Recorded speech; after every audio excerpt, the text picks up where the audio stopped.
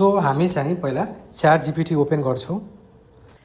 Stop studying for 5 hours when you get the same result in 40 minutes.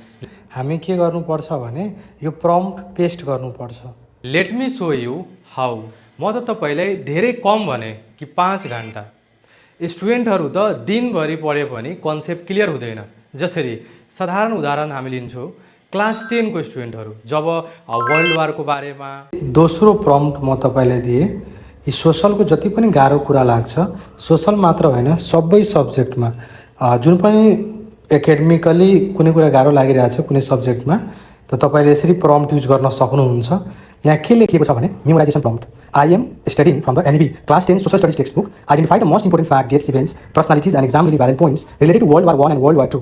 Create easy to remember memory techniques using mnemonics, stories, memory palace, visual association, and the measure system. यो सबै टेक्निक्सहरु mind training म जुन गराउँछु हाम्रो नेपाली एजुकेसनमा हो त्यही टेक्निक्सहरु छ। त्यो मैले भनेको सबै टेक्निक्स युज गरेर मलाई बताऊ भनेर। तर यहाँ कस्तो छ भने यहाँ सबै टेक्निक्सहरुको हिसाबले यहाँ आइसकेको छ वर्ल्ड वारको बारेमा। यदि हामी लर्न गर्न सक्यौं भने एटलिस्ट हामी एक्जाममा जुन आउँछ त्यो हामी सजिलो तरिकाले गर्न सक्छौं। तर यसरी दिनभरि स्टुडेन्टले पढिरहेको हुन्छ तर कुनै कुरा लर्न हुँदैन। लास्टमा च्याट जीपीटीले एनईपी को एक्जाममा सर्ट क्वेशन कुन सोध्छ, लङ क्वेशन कुन सोध्छ त्यो पनि बताइदिन्छ।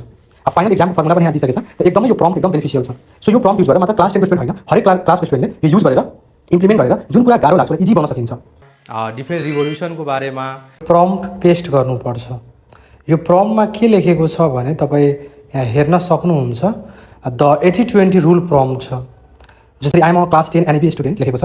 Teach me the French revolution using the 80-20 principle. Identify the most important 20% of concepts, events, causes and outcomes that will help me understand 80% of the entire topic. Explain them in simple language, provide examples and highlight points frequently asked in the exams. हो तपाईँले यसरी लेख्नुभयो भने तपाईले यसरी prompt लेख्नुभयो भने बल्ल यस्तो रिजल्ट पाउनुहुन्छ। एकदमै राम्रो यसरी रिजल्ट आउँछ। अनि दिनभरिमा हामी पढ्छौँ बुझ्दैनौँ त्यो एकछिनमा 5 देखि 10 मिनेटमा प्रोपर तरिकाले यो सबै हामी लर्न गर्न सक्छौँ। सो यो तपाईले एउटा पहिलो तरिका बताए। यहाँ कस्तो हुन्छ भने हरेक क्लासको विद्यार्थीले आफ्नो प्रब्लम सल्भ गर्नु छ भने जस्ट यहाँ एडिट गर्नु पर्यो। जस्तै क्लास 9 छ भने क्लास 9 लेखिदियो कुन टपिक छ तर यही फर्मेटमा लेखेर आफ्नो डाउट जुन हुन्छ त्यो दिनभरिमा सोल्भ हुँदैन त्यो यहाँ 5 देखि 10 मिनेटमा हामी राम्ररी बुझ्न सक्छौँ। जुन नेपालमा आन्दोलन भयो त्यसको बारेमा जब पढ्न बस्छ टाउको दुख्छ, दिनभरि पढ्छ कन्सेप्ट क्लियर हुँदैन।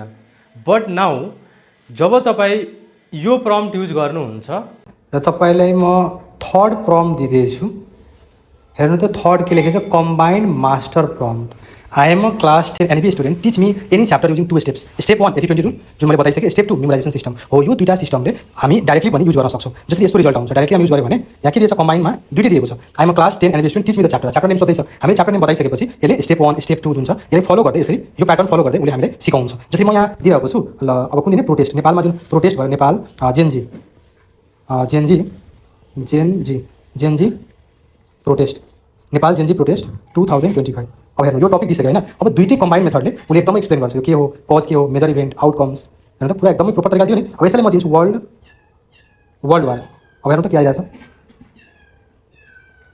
हेर्नु वर्ल्ड वार दिए। हेर्नु वर्ल्ड वार 1 को कज रिजल्ट, वर्ल्ड वार 2 मतलब एकदमै इम्पोर्टेन्ट जुन कुरा छ त्यसले सर्टकटमा यसले बताइदिएको छ कम्बाइन्डवालाले। अब तपाईँ इन्डिभिजुअल युज गर्नुहुन्छ कम्बाइन्ड त्यो तपाईँको रिभिजन टाइमिङ हो कि पढ्ने टाइमिङ हो त्यसमा डिपेन्ड पर्छ। अनि त्यो अनुसारले हामी यो युज गर्न सक्छौँ। अनि कस्तो छ भने यो प्रम्प्ट लेख्ने कसरी अब तपाईँ जसरी अब +2 मा या ब्याचलरमा कुनै सब्जेक्टको लागि स्पेसिफिक प्रम्प्ट कसरी बनाउने त्यो सिक्नु छ भने हाम्रो प्रम्प्टको ट्रेनिङ हुन्छ। त्यो ट्रेनिङ लिन सक्नुहुन्छ अनि सजिलै बुझ्नुहुन्छ।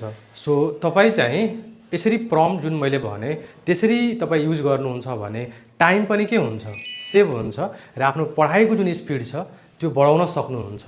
त्यो कसरी गर्ने भने यो एउटा प्रम्प्टले त हुँदैन। धेरै यस्तो टेक्निक्सहरू हुन्छ त्यो सिक्नको लागि हाम्रो ट्रेनिङ चाहिँ जोइन गर्न सक्नुहुन्छ। Thank you.